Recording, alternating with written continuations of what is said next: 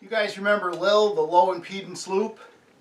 We did a video a little while ago. Say hello to LiLi, the lower impedance, low inductance loop. Anyway, her bigger sister here, we're going to have a shootout and see who wins. Stick around.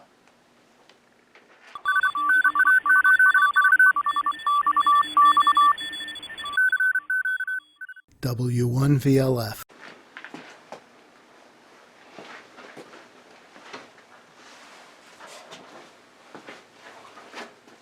Hey everybody, my name is Paul, W1VLF, and welcome back to the lab. Hang on a second.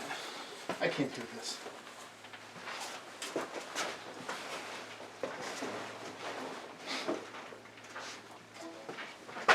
Alright, that's better. We're going to have I don't know, can you say this on YouTube? A shootout today between the old LiL here. You saw her a couple weeks ago, the low impedance loop, solid copper tubing, and her better, much better performing sister. I'm going to call this one LiLi because it's a lower impedance loop, lower impedance, lower inductance. Let me hook this back up here. I'll get you some close-up shots of everything here in a second. But I want to tell you, this whole thing, this was going to be a one-off. You know, hey, try one of these, see what happens. But then Dennis had to say, how's it work on LF and VLF? And to be honest, this performed really well in the MF, the medium frequency band. Really nice nulls, fantastic. It's in a horrible environment here, right? We're underground just about. But it works really well, and it's in its own right is a great antenna for medium wave and maybe up to 3 megahertz or so. Very simple. You can go back and see that video if you're interested in it.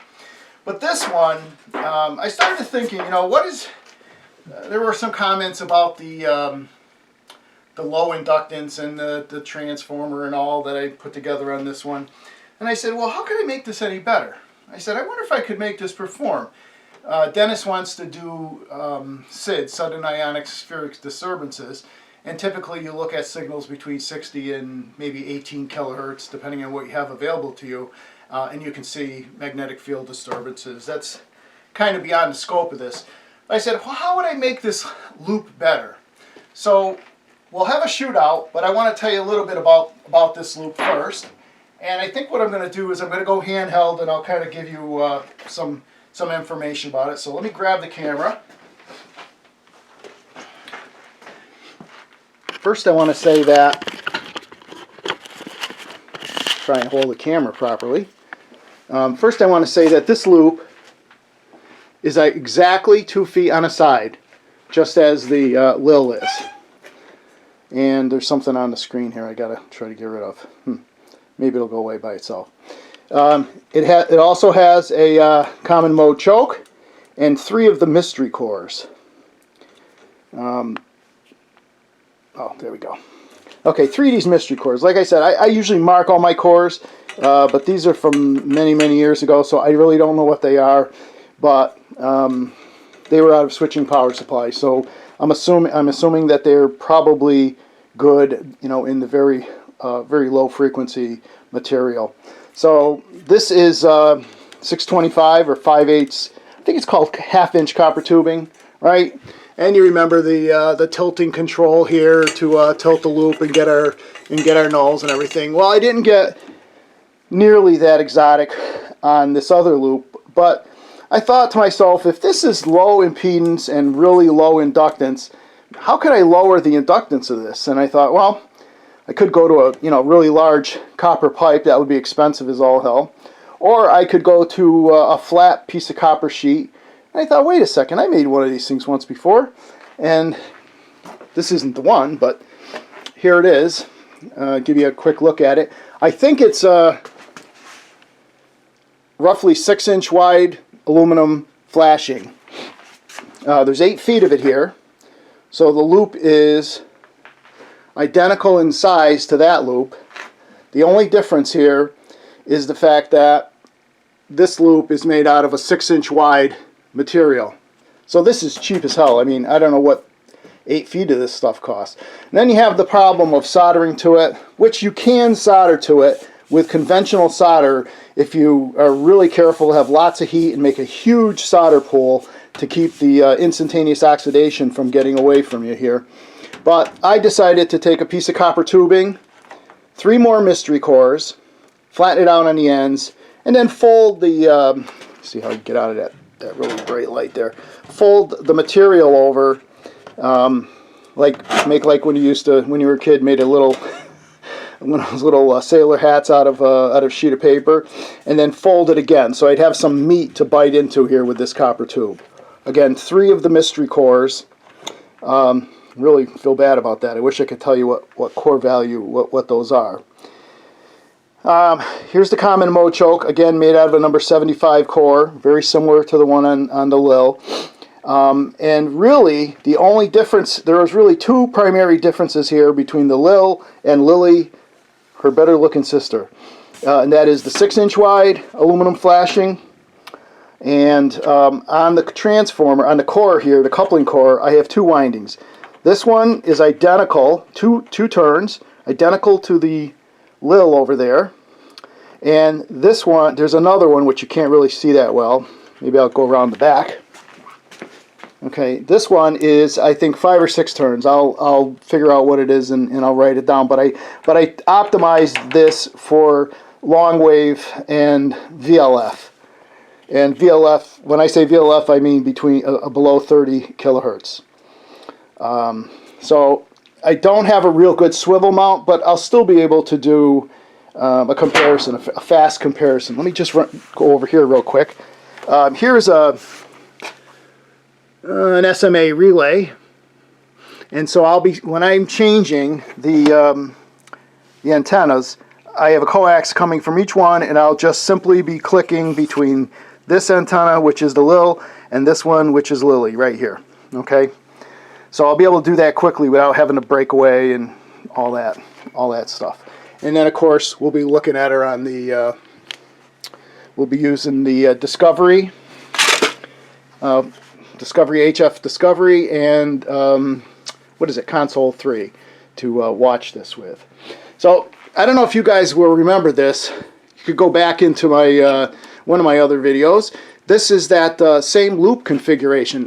This breaks down into pieces, and I knew this would come in handy again. Let's try it like this.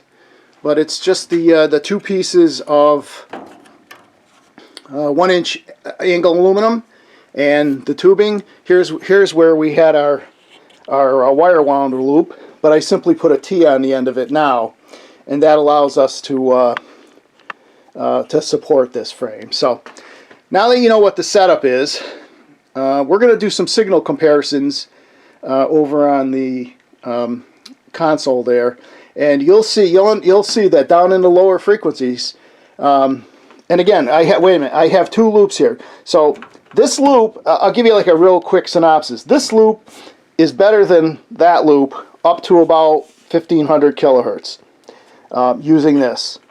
But below that, no, excuse me, at 1500 kilohertz and above, well, we'll have to do that test because I'm getting mixed up here now. But anyway, I have two sets of windings, the 2-turn and the 5 or 6 turn here on the back. Oh yeah, when you get to the below 1.5 megahertz, the 5-turn winding setup excels at the really lower frequencies, but you'll lose some signal at the higher frequencies. So I'm all messed up here today. Maybe I need more coffee. All right, so let me get the camera set up and the computer set up, and we'll do some tests. I'll start off in the middle of the medium wave band, and then we'll move down, and then I'll be able to do A/B comparisons. And then when we get down below 30 kilohertz, or even 60 kilohertz. So that's the other thing. You can see on this, you can see WWVB pretty well. So let me stop jabbering here and get to the setup. Hey, just one more thing here. just wanted to show you that both of these are a few feet apart, probably 3 feet apart between that loop and between this loop. This one I'll have my swivel mount on. The other one I'll have to move, physically twist it around in the vise. But you can see that these are both in an almost identical environment. So sorry about that interruption. Let me go set things up and I'll be back. W1 VLF. Okay guys, here we go. Let's see. Right now we're at 1080. Variables. This is not a highly scientific I'm going to mute this out for a second here. But this is, we're going to start out, well, wait a minute, let me make sure which loop we're on here. And, okay, right now we are on the original LIL antenna, which is the copper tubing one, and this is a local 1080 here. Let me go up into my memories. Local 1080, where is it? Right there. And it's S9 plus 17 over. We do not have the preamp on. And both antennas are pointed in the identical direction. So let's swap over to the LiLi. And here we go. So we don't gain a hell of a lot there, but we do gain about, I don't know, what was it? Let's see. 18, about 4 dB. And again, these are identical sizes. 8 feet circumference on both of them, 2 feet on a side. And on the LiLi antenna, this is the small 2-turn winding. So everything is identical except for the fact that one is made out of the flat ribbon there, aluminum flashing, house flashing from Home Depot. So let's go back again. Now we're over on back on the LiL. And what I'm going to do is I'm going to go back to view here and signal history so we can, ooh, we're up a little high. Let's get that, let's drop that down a little bit. Okay, so you can see this is S9 plus 18, and this is the other loop. So there's about a 4 dB difference here at this frequency in favor of. Now you can't tilt this one like you can the other one to achieve really great nulls, but unfortunately. So, all right, let's move down in frequency here. We'll go back to memories, and we'll do the same test again. Only we're going to do it now at, I don't know, 540. Let's see, 540 is way down the bottom of the band. We are on the LiL antenna right now with an S4. I'm going to go orientate it in the correct direction.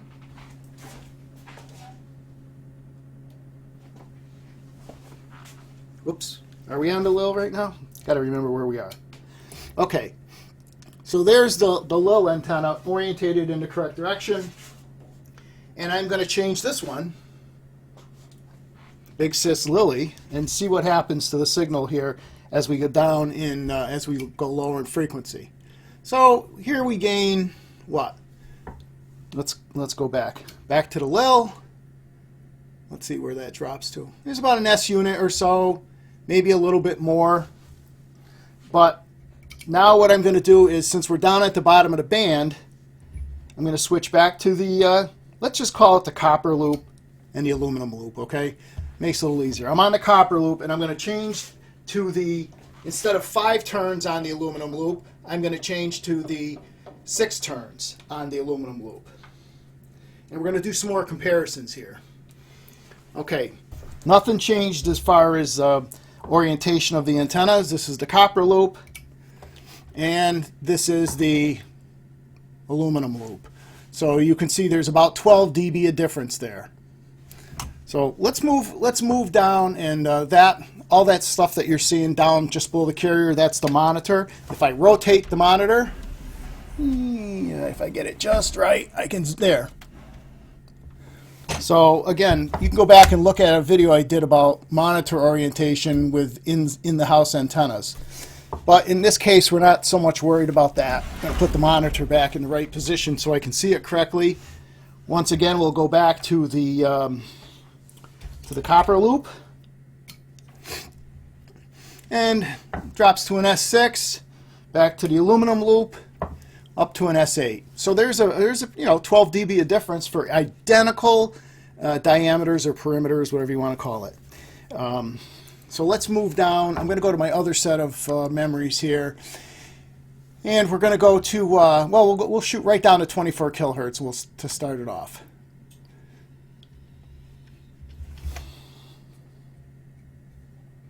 Okay, so here's 24 kilohertz. Let me go and orientate this antenna in the correct direction, just to make sure.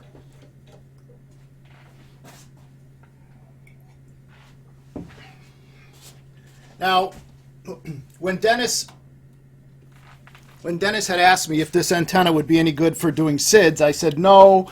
You should go with with the ferrite wound loop. But I'm not sure that's the way I would go anymore, especially if you can make it a little bit bigger. Let's take a look at 24 kilohertz. This is on the copper loop, and now we're going to switch to the aluminum loop. Okay, so there is a difference there of S4, S7, almost S8 at times. So there's about a 18 dB difference. But I have switched to the coupler loop that has five turns instead of 2.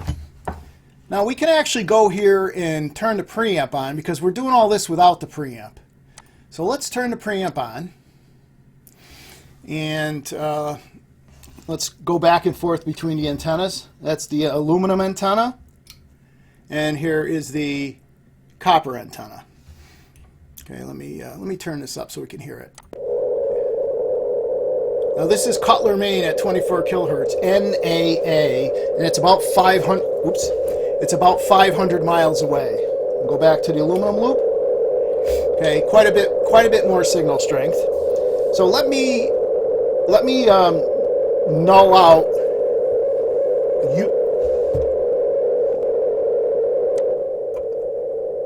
Let me do a null with the aluminum loop here. So it's S9 plus 1. Let's see how far down this signal drops to show that you would have the dynamic range using this small 2-foot antenna to actually do SIDS or VLF monitoring. So I'm going to rotate this antenna, and we're starting off at S9 plus 2. Let's see where we go.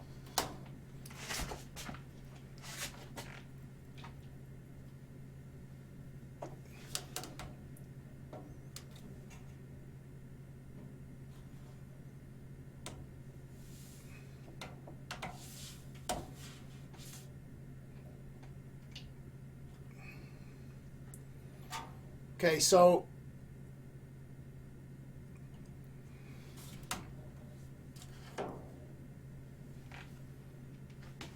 we go from an S9 plus 2 down to an S6. So that's three S units, 18 plus a couple more dB. That's about a 20 dB null, and I am not messing around with tilting or anything like that.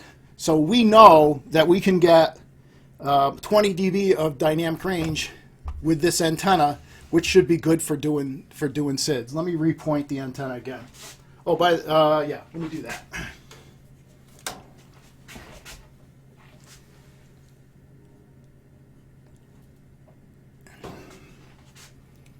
Yeah, you probably guessed by now that I don't script any of this stuff. This is live and off the cuff. So from an S6 to an S9 plus 3, so that's 18. That's 21, 22 dB of difference front.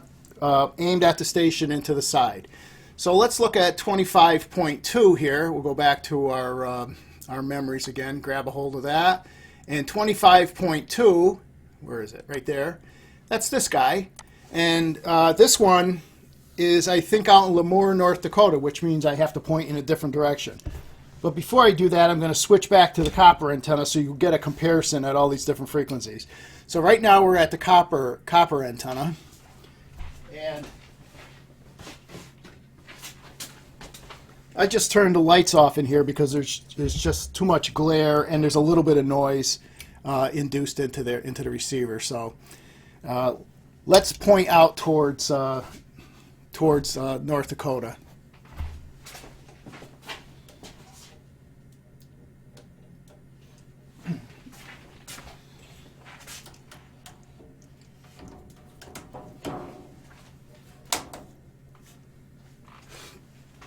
Okay, so where do we go from?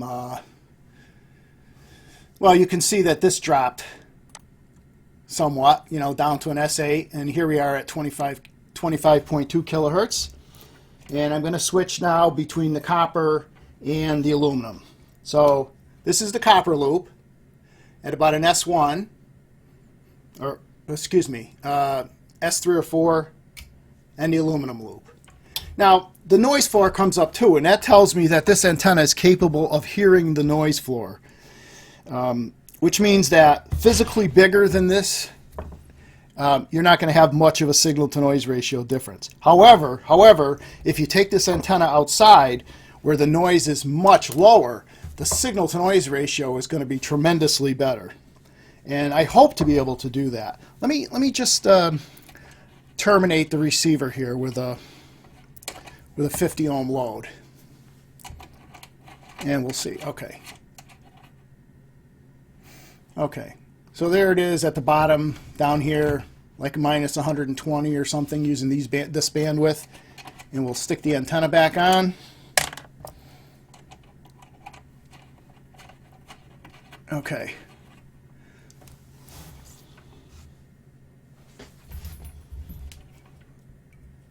Okay, and we'll go back. Now that's the original copper antenna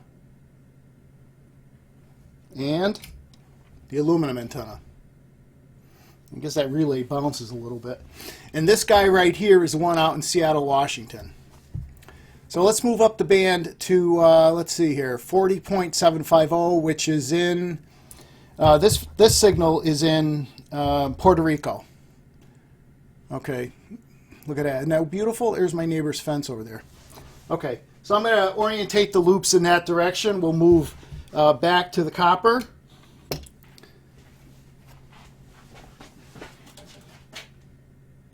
Okay, it's a little bit of an improvement there.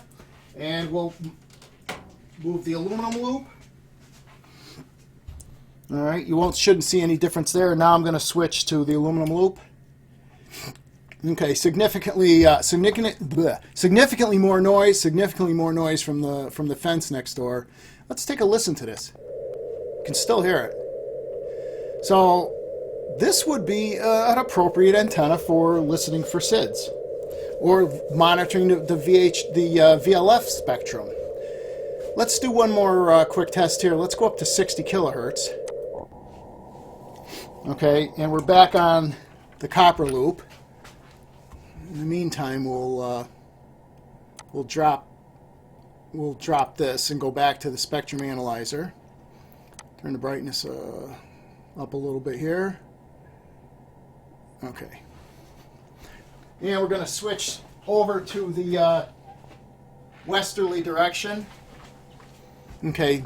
Right here, you can see WWVB at 60 kilohertz. Unfortunately, I have to turn my monitor again to get rid of the monitor noise. Okay, so now you can hear it pretty well, right? Let's orientate the other antenna, the aluminum one.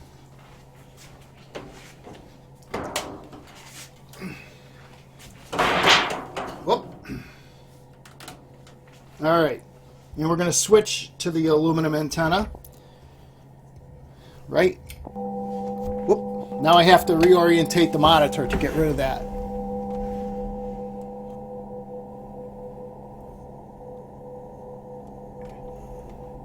This one is about 3-4 feet.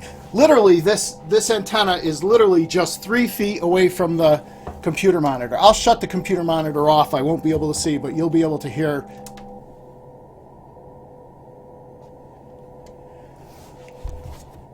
Okay, 2-foot square aluminum antenna. And I'm going to turn the monitor back on again. Yep. See if I can null it out a little better. Nope.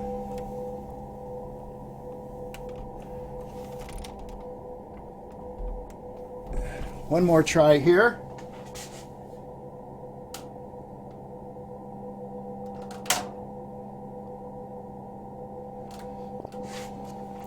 Stand by 1 second. I'm going to push this whole cart away. I can probably move it 3 or 4 feet away.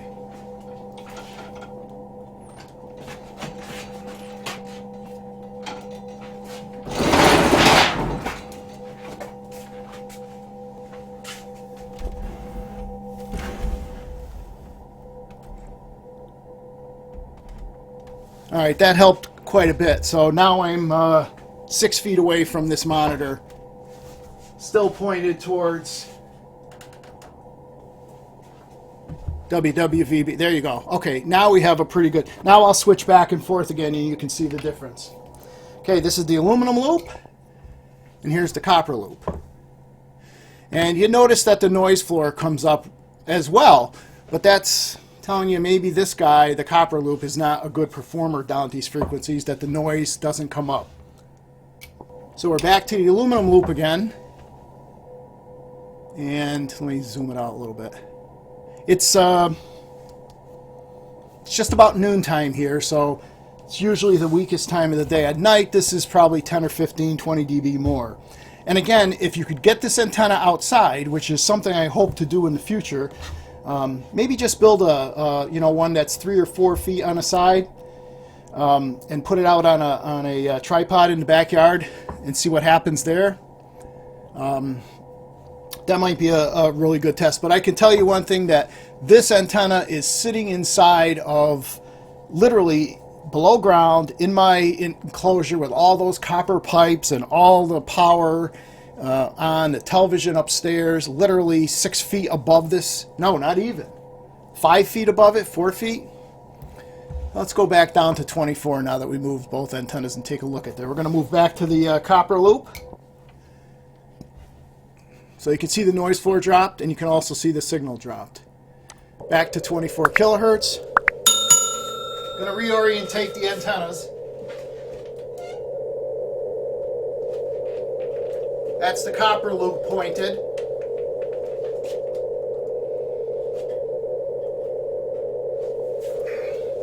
All right, and now we're going to pop the aluminum one on.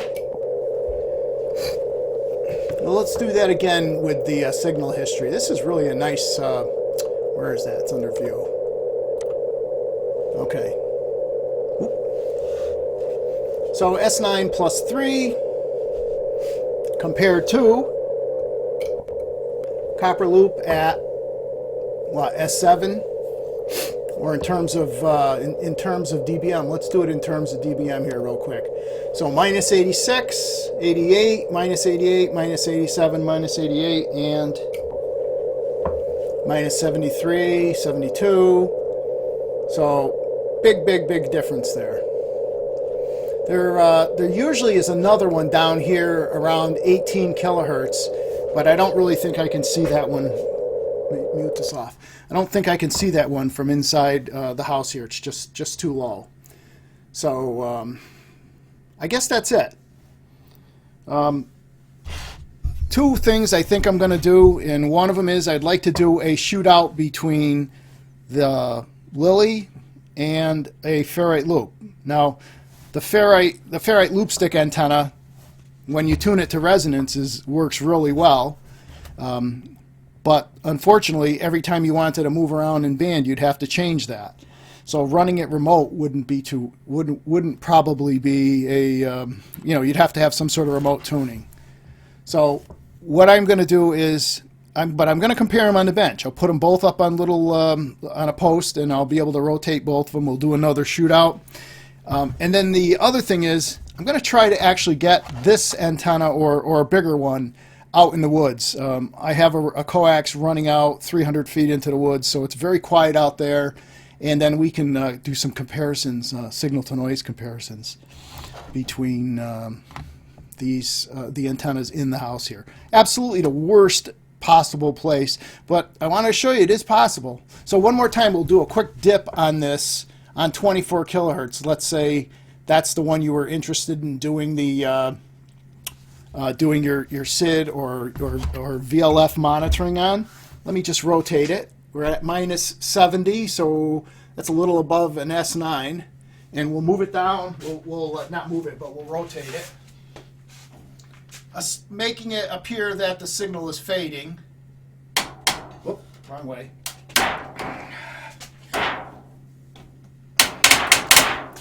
Whew.